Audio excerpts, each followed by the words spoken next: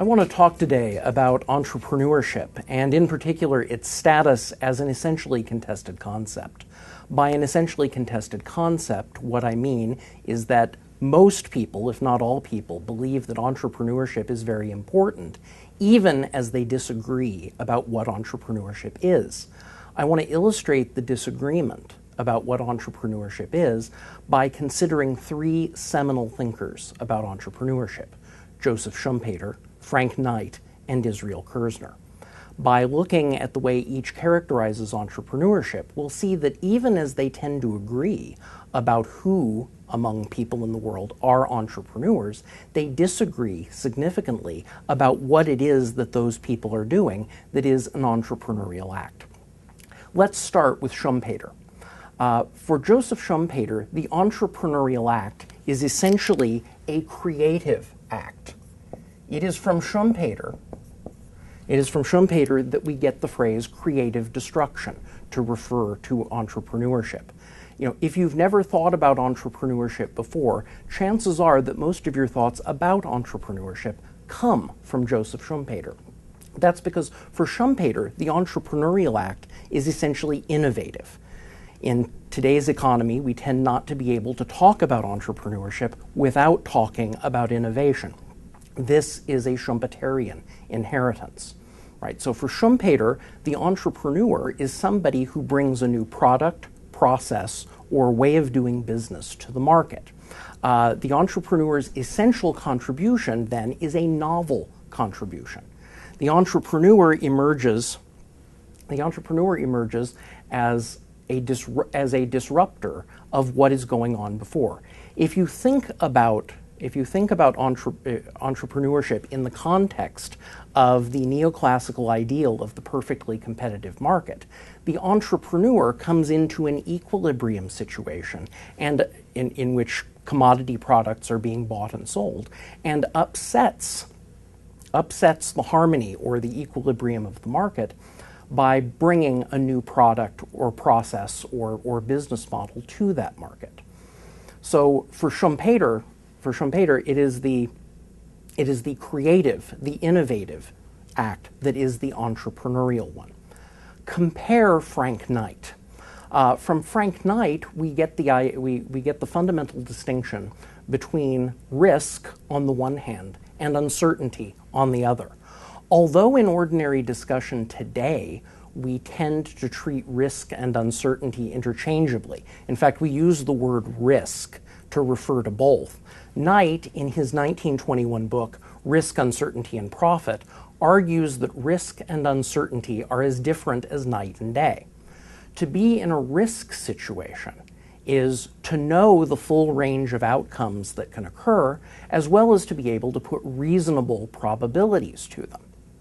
To be in an uncertainty situation, by contrast, is to find oneself in a situation where either one does not know the full range of outcomes that can occur, or alternatively, one cannot put reasonable probabilities to those outcomes. For Knight, the entrepreneur is not so much a person who brings novel things to market, as in the case of Schumpeter. Right. For Knight, instead, the entrepreneur is someone who bears the uncertainties of the enterprise. Now, what does it mean to bear the uncertainties of the enterprise? Well, that's something we're going to get to in a moment by way of considering who in the modern large corporation is or is most like the entrepreneur, something that we will get to in a moment. Israel Kirzner has a different view of what it is to be an entrepreneur. For Kirzner, the entrepreneurial act is not so much an act of creation as it is an act of discovery.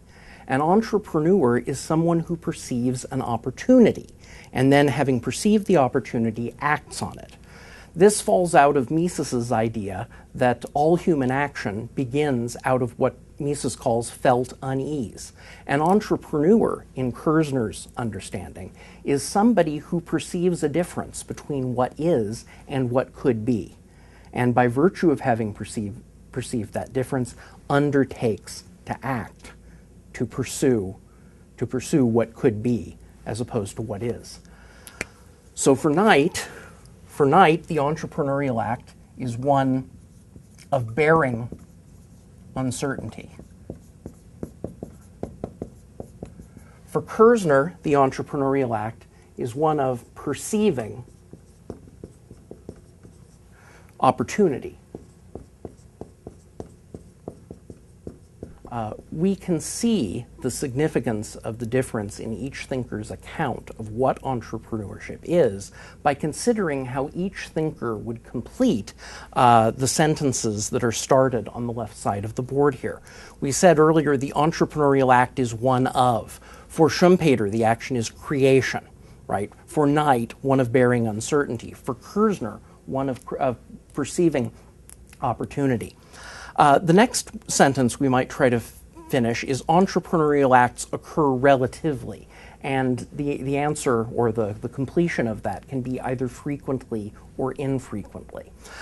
Because Schumpeter focuses upon novelty and the novelty of the creative act that undoes the existing equilibrium and creates a new norm in the economic order, Schumpeter tends to hold that the entrepreneurial act occurs infrequently. Many people bring things to market, but only some of the things brought to market tend to undo the existing order.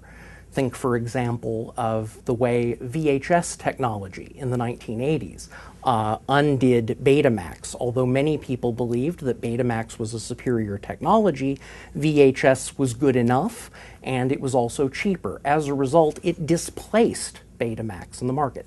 It did not destroy Betamax. Betamax became a niche product that was used in professional video production for a number of years. So where Schumpeter talks about creative destruction, that destruction can either be a case of putting a business firm out of business, or more likely taking a once mainstream product or technology and turning it into a marginal one. So for Schumpeter, entrepreneurial acts occur relatively infrequently. Now, to complete the statement for Knight, we have to consider, well, what does it mean to bear the uncertainties of the enterprise? I think to understand Knight, you have to think back to an important figure, not a particular figure, but an important ideal character in American history. This is the person, usually a man for the time that Knight is talking. This is a person who works a job, saves up money until this person can finally quit the job and then start his or her own business, right? In an earlier era in American history, we talked about wanting to start a business so that I can, quote, be my own boss, unquote. This is what it is to bear the uncertainties of an enterprise, because what it is to be your own boss is to give up the security of a paycheck in order to eat what you kill. Right? That's what Knight is talking about. And in a very dynamic, market-oriented, entrepreneurial economy, this sort of activity, starting a business so that you can be your own boss and eat what you kill, is something that occurs relatively frequently. Now, for Kirzner, the entrepreneurial act is not found so much in the pursuit of entrepreneurial opportunity as it is in the perception of entrepreneurial opportunity. That is, so an entrepreneur is someone who perceives a difference between what is and what could be in the world, and then goes on to pursue it. As a result, because Kirzner understands all human action to have an entrepreneurial element, Kirzner believes that entrepreneurial activity occurs frequently. Now, what is the effect of the entrepreneur upon the market? We have already talked about Schumpeter's idea that the entrepreneur is a disruptive force.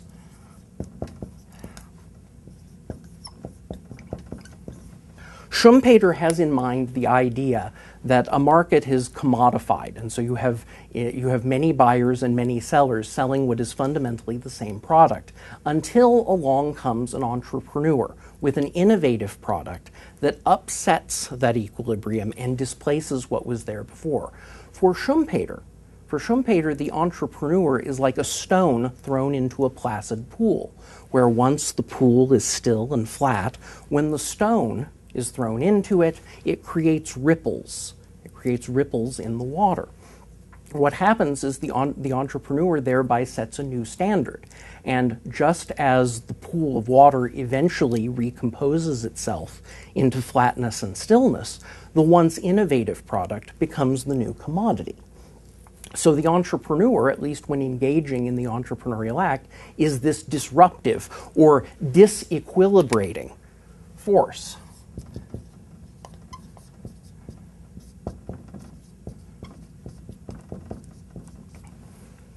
I want to skip over to Kirzner for this because I think his answer is more clear than Knight's is. For Kirzner, by contrast, the entrepreneur's effect upon the market is very different. That's because Kirzner, as an Austrian economist, understands disequilibrium to be the natural state of the economy. In disequilibrium, there's a gap between supply and demand. There is a gap between what is being supplied in the market and what it is that people want. And the entrepreneur is someone who perceives that gap. As a result of perceiving that gap, the entrepreneur then takes action, which, if successful, tends to bring what is supplied in the market and what is demanded in the market into greater equilibrium.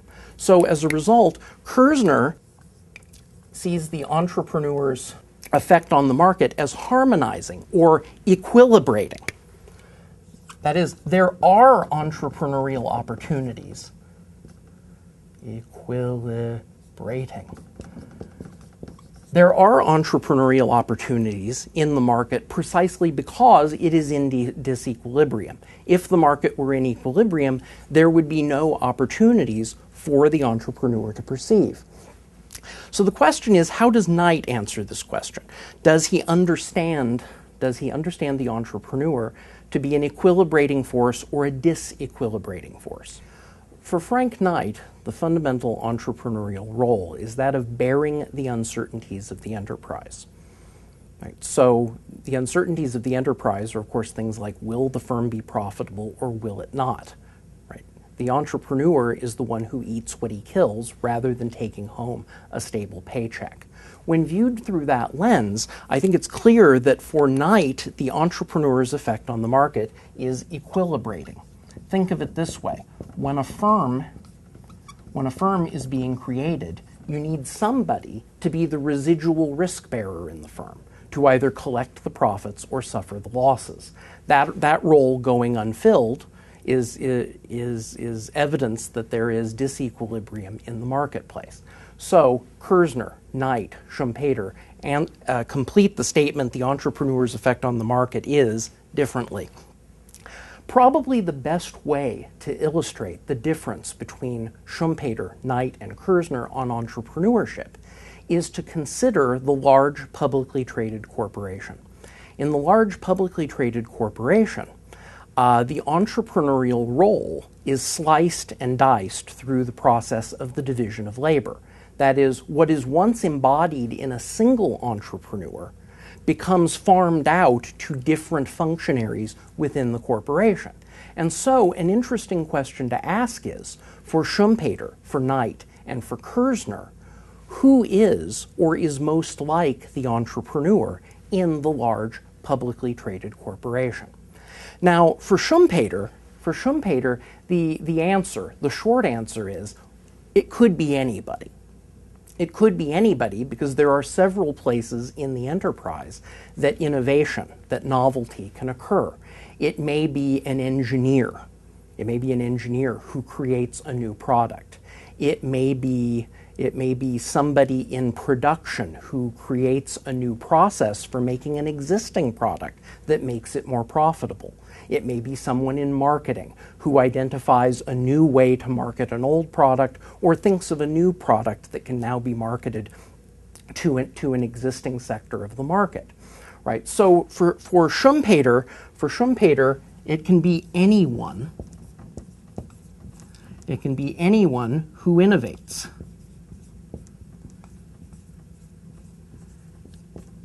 And there are several places, of course, within the large publicly traded corporation where innovation can occur. And so as a result, any of those people could, if they're engaged in innovative activity that brings a new product or process to market, that person is engaged in entrepreneurship and is, or is as close as one can be, to being the entrepreneur in the large publicly traded corporation. For Knight, the answer is remarkably straightforward, because in the division of labor that is the large publicly traded corporation, the residual risks of the enterprise are apportioned to the shareholders. It is the shareholders in the large publicly traded corporation that either collect its profits, whether through dividends or through an increase in the stock price motivated by an increase in retained earnings, or who suffer its losses that are manifest through a decrease in the stock price, or in the ultimate case, the collapse of the enterprise, in which case the shareholders get nothing out of it. Right? The shareholders are the one who, more than anybody else within the large publicly traded corporation, are bearing the uncertainties of the enterprise. And so they are, or are closest to being, the entrepreneurs within the large publicly traded corporation. Now for Kirzner, the entrepreneur is somebody who perceives an opportunity. And so the answer for Kirzner is a little bit like the answer for Schumpeter, except by virtue of the fact that we're talking not about innovation, but instead the perception of an opportunity to profit. Right? For Kirzner, it would be more likely somebody who's engaged in marketing or sales or something like that. An engineer would not be somebody who would be perceiving opportunities so much as they would be engaged in innovation. So whereas an engineer might be a likely case of an entrepreneur for Schumpeter, he wouldn't be so much for Kirzner. And so I think we can see that even as these three thinkers would probably find a lot of agreement in pointing out people in the world who are entrepreneurs, there are very different things about the entrepreneurial activity that each is pointing to say what entrepreneurship ultimately is.